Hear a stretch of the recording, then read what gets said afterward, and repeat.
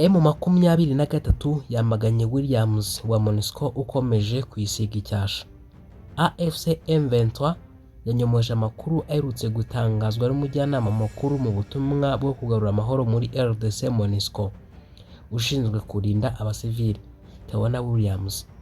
Kwa 22 Gicurasi 2023 Theona Williams yabwiye umuryango mpuzamahanga ko umutekano wabaye mubi cyane i Goma kurusha uko wari umeze mbere yuko AFC M23 ibohora uwo mujyi.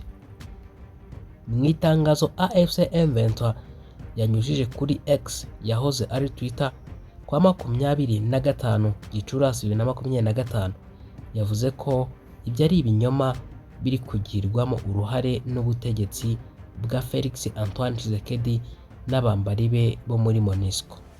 Itangazo rikomeza rigira riti ibyo bikorwa bibi bigamije gutesha agaciro ibiganiro bya Doha ndetse no guhisha ibikorwa by'ubushotoranyi bwakozwe n'ubutegetsi bwa Tshisekedi inshuro nyinshi birimo n'ibyo kuduca ruhinga nyuma. Urugero ni ibitero byo kuwa 11 no kuwa 12 Mata 2025 byagabwe mu mujyi wa Goma. Mu ijoro ryo kuwa 11 rishyira kuwa 13 Mata mu bice bigize uburengerazuba bwa Goma birimo Mugunga, Keshero no mu gace ka Lac Verte humvikanye amasasu menshi nyuma y'aho bivuzwe ko hari amabandi yinjiye muri uyu mujyi. Nyuma guverineri w'intara ya Kivu y'Amajyaruguru Bahati Musanga Erasto yasobanuye ko ingabo za RDC, FDL na Wazalendo aribo bagerageje kugaba ibitero ku birindiro bya AFC M23 ariko bahita basubizwa inyuma.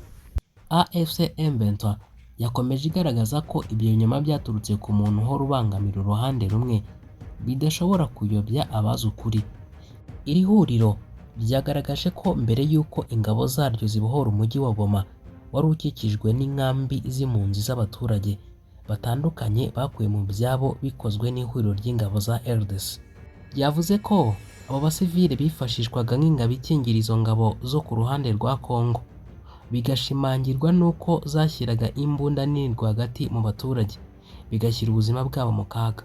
Riti uyu munsi twakoze uko dushoboye, abo baturage bose bamaze gusubizwa mu byabo n'amahoro.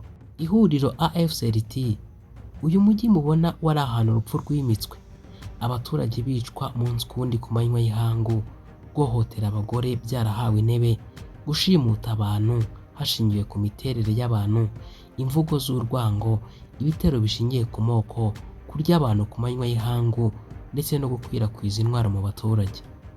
AFC M23 yavuze ko ibyo byaha byose byabaga ingabo za MONUSCO zaje mu butumwa bw'amahoro zirebera, ndetse igaragaza ko Williams atigeze na rimwe abyamagana nk'umuntu wari ushinzwe kurengera abasivili. AFC M23 yibukije uburyo bashoboye guhagarika ibyo bikorwa by'ubugizi bwa nabi, ibintu bigasubira ku murongo, bigatuma abo mu mujyi wa Goma bongera guhumeka, ubuzima bukagaruka, amahoro agahinda. Iri huriro AFC ryemeje ko n'ubu rigikomeje ibikorwa byo kubungabunga umutekano ndetse no gukusanya intwaro zanyanyagijwe mu basivile, na cyane ko arizo zifashishwa ahanini mu bugizi bwa nabi. AFC M23 kandi yagarutse kuri Zenone Mukongo uhagarariye RDC muri Loni uherutse kwandikira akanama ka Loni gashinzwe umutekano ku isi ko iri huriro ryigaruriye ibice bya Kisheshe, Bambo na Ruhanda muri 2025. Mu guhinyuza iyo baruwa yanditswe kwa 23 Gicurasi 2025, AFC M23 yifashije itangazo ry'igisirikari cya Kongo ryo kuwa 12 Mata 2025 ryasinyweho n'umuvugizi wacyo General Sylvain Ekenge. Iryo tangazo ryagaragazaga ibice ingabo za RDC zigenzura, icyakora ntihashyirwamo n'ibyo bice biherutse kugarukwaho na Ambasaderi Zenone Mukongo. Mu itangazo AFC M23 yakomeje ati abantu bakwiriye kumenya ko ibice bya Kisheshe na Bambo tubigenzura kuva Ugushyingo 2022. Iri huriro ryagaragaje ko ryamaganye ibyo birego bya RDC n'abafatanyabikorwa bayo barimo na Williams uhora arajwe inshinga no gutesha agaciro intambwe nziza ikomeje guterwa i Goma. Yibukije uburyo Goma yari yarabaye isibaniro ry'ibibi kandi MONUSCO na RDC barebera, ariko bakarwana ku baturage bakabafasha gusubira mu byabo no gukomeza kubarindira umutekano.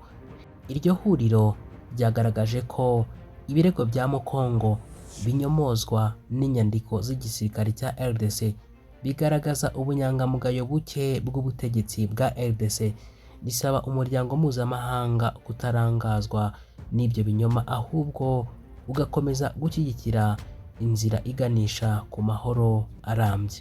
M23 kandi yasoje yamagana abakomeje kwirengagiza intambwe nziza yatewe mu mujyi wa Goma nyuma y'uko iwubohoye. Ndabashimiye, mukomeze kugira ibihe byiza.